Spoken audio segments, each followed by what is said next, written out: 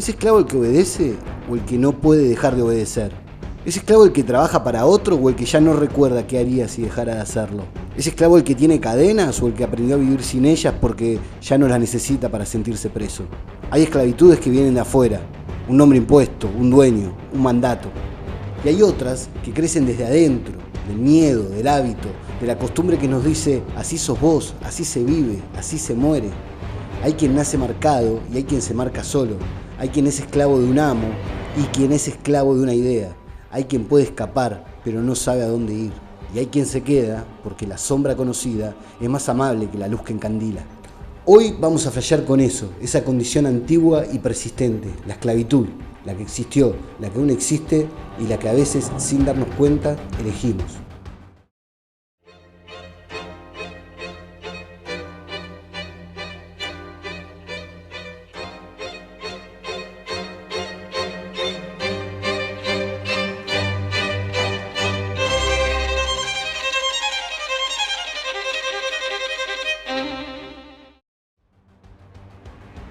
En la fenomenología del espíritu, Hegel presenta lo que conocemos como la dialéctica del amo y el esclavo.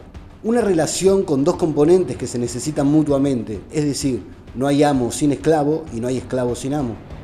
Dos hipotéticos seres que se enfrentan por el reconocimiento. Sí, los seres humanos no vivimos solo de comida, vivimos de símbolos, y el símbolo por excelencia, del cual todos tenemos un apetito insaciable, es el reconocimiento. Pero ese reconocimiento no se regala, se conquista, se exige, se gana. Hegel habló de una lucha a muerte por el reconocimiento, una lucha a muerte literal, en donde uno de los componentes, el amo, está dispuesto a perder su vida con tal de obtener la supremacía.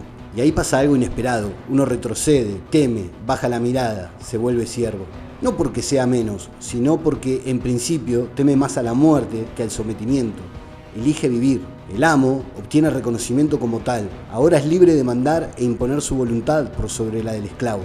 Ordena, pero no trabaja, y por eso mismo no crea ni transforma. El esclavo, por su parte, parece condenado, pero crea, trabaja, transforma, y en ese trabajo, en esa transformación, también se transforma a sí mismo. Koyev, uno de los intérpretes más conocidos de Hegel, lo dijo con una crueldad brillante. El amo vive de un reconocimiento vacío, mientras que el esclavo trabaja y se transforma de esa manera en hombre. Porque el reconocimiento del amo nace del miedo del esclavo a perder su vida. El esclavo, por su parte, se reconoce en la transformación del mundo y de sí mismo, es decir, en la creación de la cultura. Metafóricamente, lo que se rompe son las cadenas de la animalidad pura. Hay un apetito de reconocimiento que todos hacían.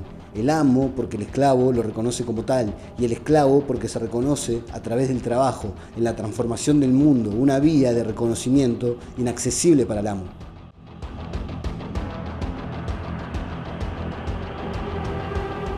Platón imaginó otra clase de esclavitud, una más peligrosa, más silenciosa, la esclavitud de la mente. Hombres encadenados mirando sombras, creyendo que lo que ven es todo lo que existe.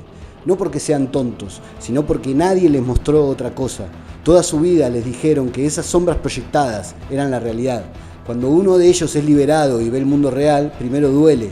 La luz lastima, la verdad hiere, la libertad incomoda. Y cuando vuelve a la caverna para contar lo que vio, nadie les cree.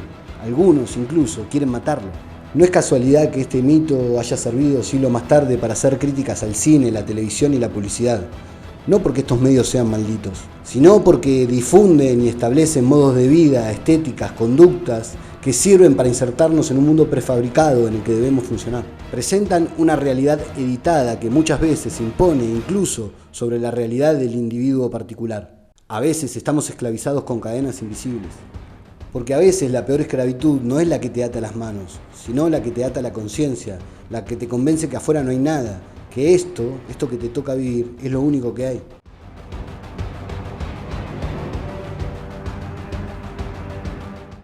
Viktor Frankl fue un médico, psiquiatra y también filósofo, quien fue encerrado y esclavizado en un campo de concentración durante la Segunda Guerra Mundial.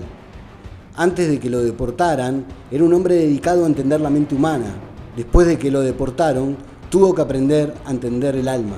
En Auschwitz no era un doctor, era un número, un cuerpo obligado a trabajar 12, 14, 16 horas al día, con los pies congelados, con las manos abiertas por el frío, con una sopa aguada como único alimento.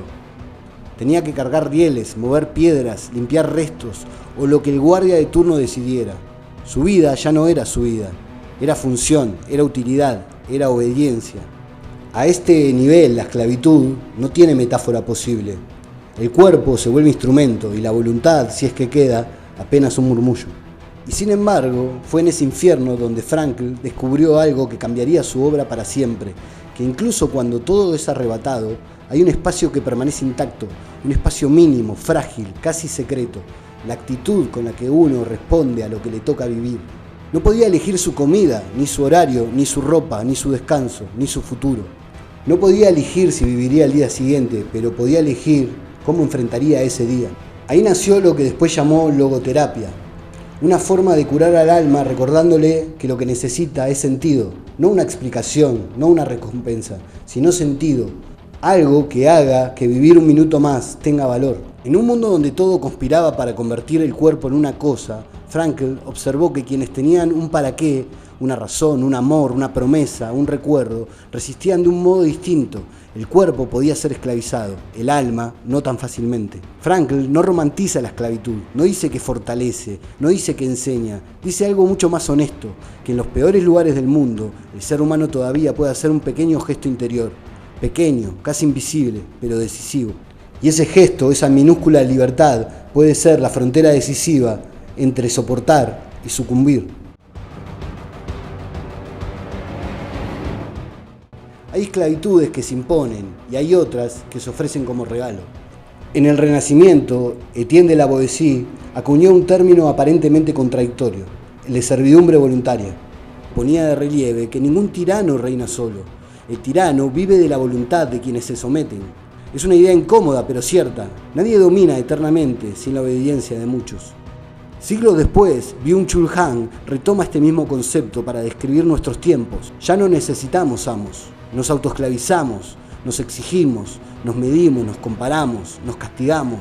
Somos los carceleros de nuestra propia productividad. La esclavitud moderna ya no se impone por la fuerza, se impone por la autoexplotación. Ya no obedecemos órdenes, obedecemos expectativas.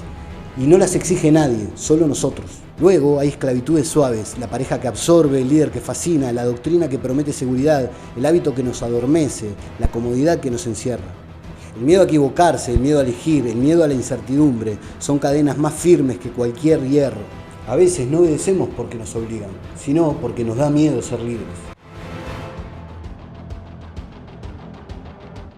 La esclavitud no desapareció, solo aprendió a cambiar de piel.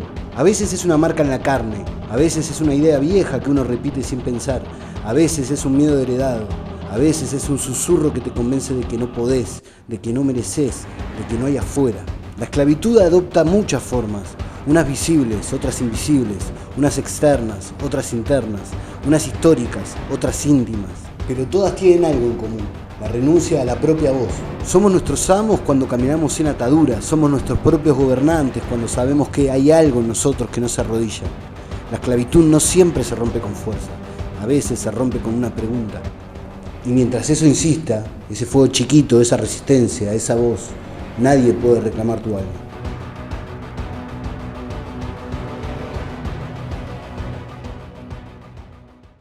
La filosofía no vive en las universidades y la academia, vive en vos, en mí y en quienes nos animamos a pensar distinto. Si algo de lo que viste te movió un poquito, si te dejó pensando o si te hizo preguntarte algo que no sabías que necesitabas preguntar, suscríbete al canal, poné me gusta y compartirlo con alguien que también disfruta de flashear con estas cosas.